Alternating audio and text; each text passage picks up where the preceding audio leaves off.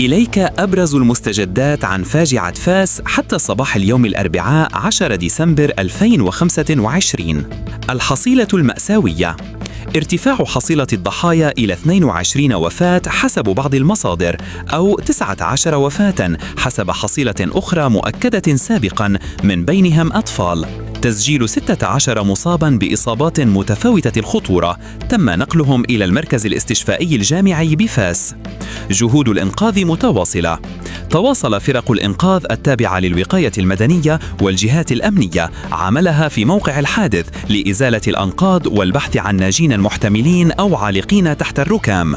التحقيق والمسؤولية: فتحت النيابة العامة تحقيقاً عاجلاً لتحديد الظروف والأسباب الدقيقة التي أدت إلى الانهيار وتحديد المسؤوليات. تشير مصادر أولية إلى أن العمارتين رغم كونهما حديثتين نسبياً قد تكون تعرضت لتجاوزات في البناء، مثل إضافة طوابق دون ترخيص، مما أثر على سلامة البنية التحتية. الحادث أعاد التساؤل بقوة حول جودة مواد البناء ودور الرقابة الإدارية والتقنية المتعلقة بتراخيص البناء والتوسعات غير القانونية. الحادث أعاد التساؤل بقوة حول جودة مواد البناء والتوسعات غير القانونية. إجراءات احترازية: تم تطويق محيط البنايتين وإجلاء سكان العمارات المجاورة كإجراء احترازي تحسباً لأي انهيارات أخرى محتملة.